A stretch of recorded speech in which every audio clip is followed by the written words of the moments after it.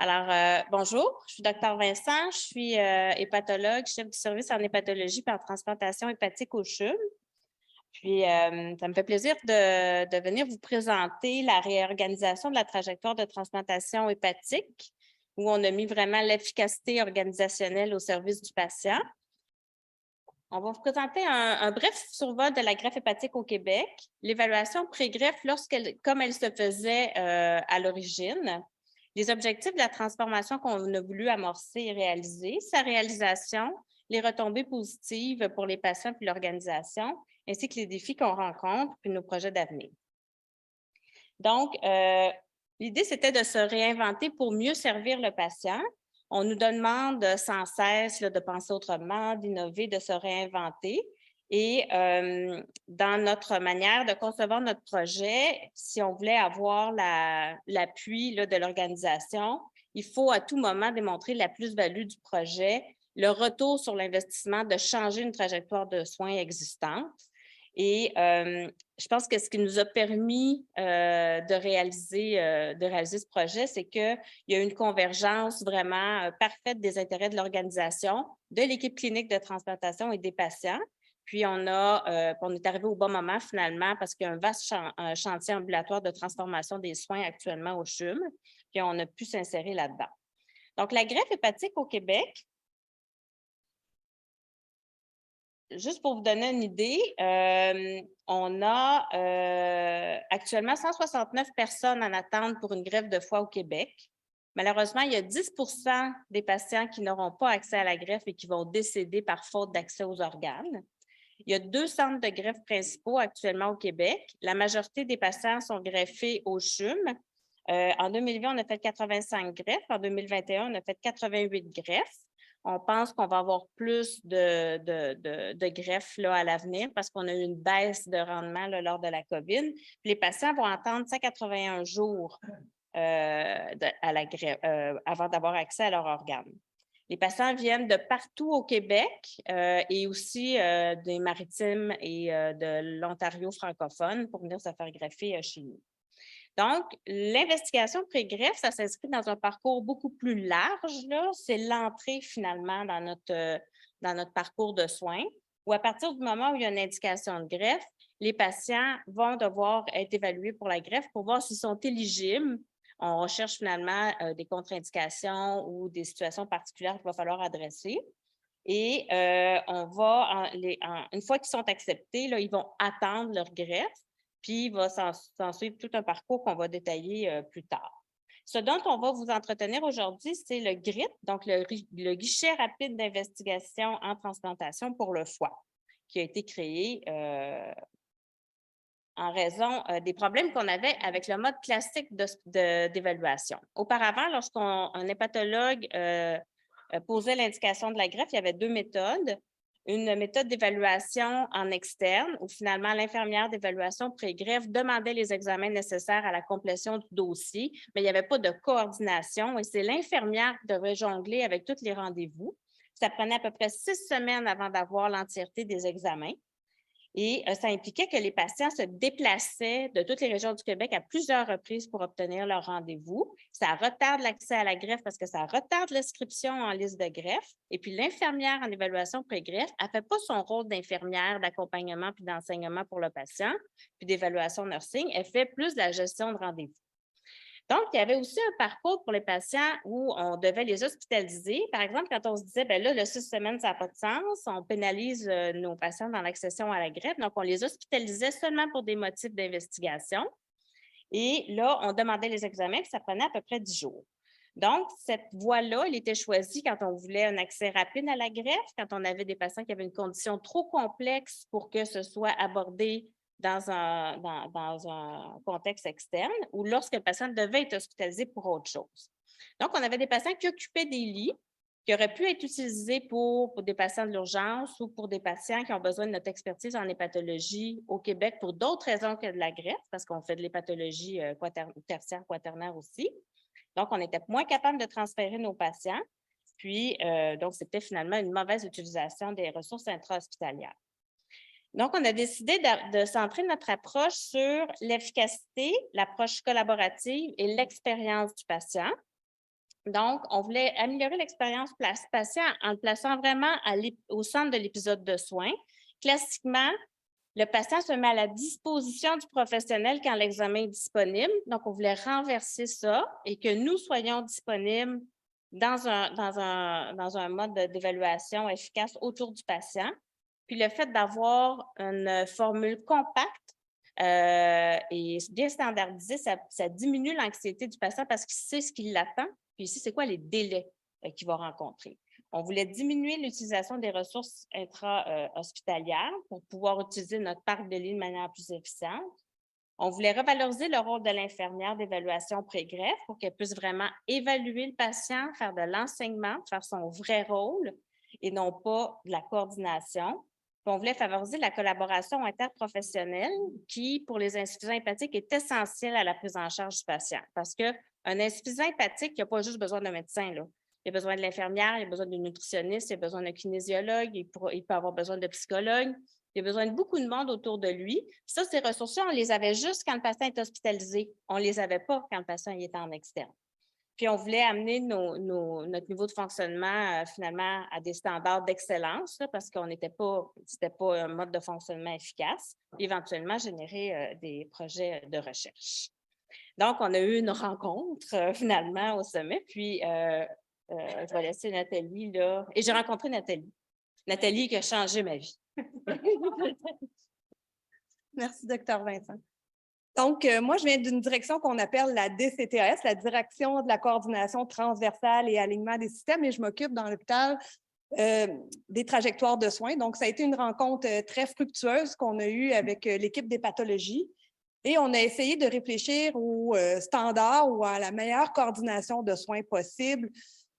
Puis, on a travaillé avec plusieurs acteurs. Donc, on a réussi à faire en sorte que le 6 semaines qui était requis pour faire l'ensemble du bilan de transplantation soit réduit à 5 jours. Donc, vous comprendrez, je ne vous passerai pas tout ce qui se passe chaque journée, mais les journées du patient qui est en évaluation de transplantation sont relativement chargées. Ça demande une collaboration du plateau d'imagerie importante qui a accepté de nous donner des plages horaires spécifiques pour faire en sorte que, justement, le patient puisse transiter de façon harmonieuse d'un service de plateau technique à, par exemple, le dentiste, puis que ce soit fluide pour que l'horaire du patient soit respectueux de tous les intervenants qui gravitent autour de lui.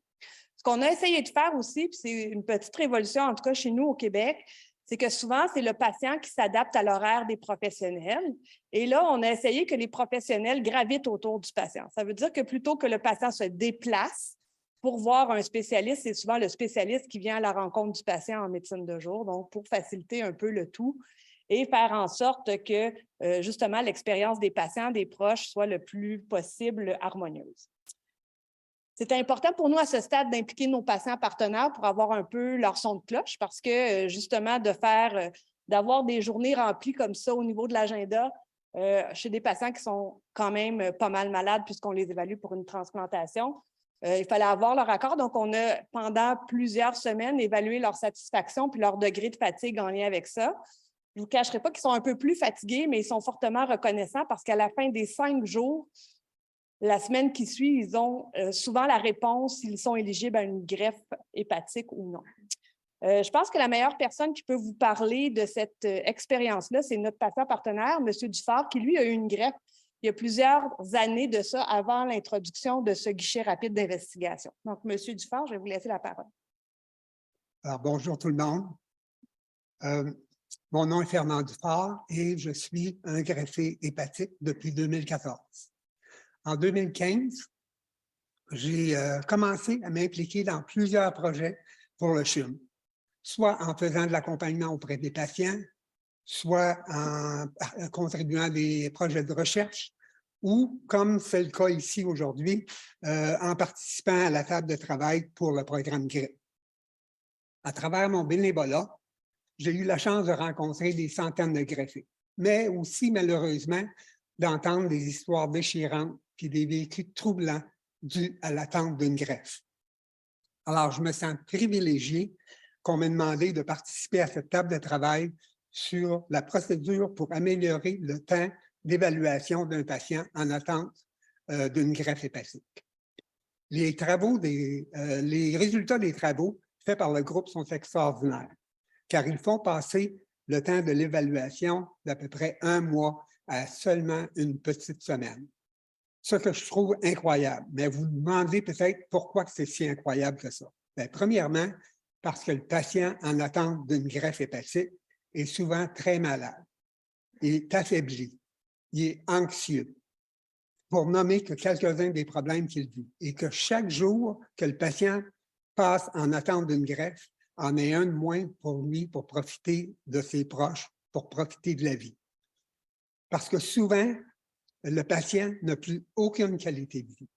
Il est en mode survie, ce qui a été mon cas avant la greffe. Deuxièmement, parce que souvent, la famille ou le proche aidant sont autant impactés que le patient lui-même par une longue et fatigante procédure. Pour ces raisons, je crois sincèrement que par cette nouvelle procédure, le patient a de bien meilleures chances d'arriver à une greffe en meilleures conditions physiques et morales pour affronter une opération qui, on le sait, est très délicate. Ce que le groupe a accompli est tout simplement extraordinaire pour le patient, mais aussi pour le CHUM, parce que le CHUM démontre son leadership dans l'amélioration des soins et, encore plus important, en plaçant le patient en premier. Parce que c'est notre motto ici au CHUM, placer le patient en premier. Je suis sûr que le personnel médical, que le Dr Vincent et Nathalie vous ont expliqué plusieurs autres exemples de points positifs dus aux résultats de leur travail. Mais moi, je voulais que vous sachiez l'importance que cela a pour nous, les patients. Alors, je tiens à remercier toute l'équipe pour son travail assidu afin d'améliorer la procédure. En terminant, encore aujourd'hui, j'ai la chance d'aller rencontrer les pré-greffés à la fin de leur semaine d'évaluation. Et je peux confirmer que ce nouveau programme fonctionne très bien. Oui, ça marche. Et oui, c'est une semaine fatigante, une semaine difficile. Mais après, les patients peuvent se concentrer sur les prochaines étapes pour leur greffe. Alors, je vous remercie infiniment pour votre temps et je vous souhaite une bonne fin de journée. Vraiment un bon ambassadeur. Vous comprendrez qu'on le chérit et on l'implique tout le temps à chacune des étapes. Et c'est d'ailleurs ça qui va être les prochaines diapos que je vais vous présenter. Au CHUM, on a été habitués avec nos dirigeants à mesurer l'impact de nos transformations. Toutes les équipes ont des bonnes idées pour essayer de se transformer. Toutes les équipes veulent s'améliorer et améliorer leur parcours de soins.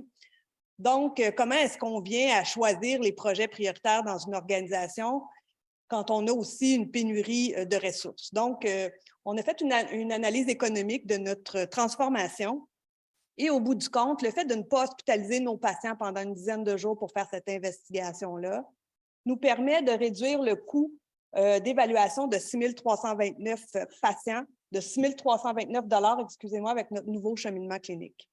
Outre ça, ce qu'on a réussi à démontrer, c'est que pour les infirmières, effectivement, de faire leur propre rôle et non pas de la coordination de soins, c'est une plus-value. C'est des soins qui sont pertinents et personnalisés pour nos patients. Donc, on essaie de se centrer sur leur propre expérience et on espère que ces soins-là sont offerts, peu importe où le patient vit au Québec. Ce qui s'en vient pour nous, on a fait le début de la trajectoire, donc tout ce qui était l'évaluation du patient pour voir s'il est éligible à la greffe. On est maintenant rendu à la suite de la trajectoire, le patient qui est en attente d'une greffe. Donc, l'équipe a choisi de s'attaquer à ce parcours-là, qui est un événement quand même qui peut durer jusqu'à 181 jours. C'est ce que Dr Vincent nous a parlé tantôt. L'attente de greffe est de 181 jours. Et on voudrait que nos patients soient le plus en forme possible pour réussir à réduire leur durée de séjour suite à la greffe. Donc, avec l'équipe de Dr Pomé, on va mettre en place un projet où les patients en attente de greffe auront des objets connectés. On pourra les suivre à distance. Il y aura aussi du télésuivi avec la nutritionniste pour prévenir la dénutrition ou la traiter.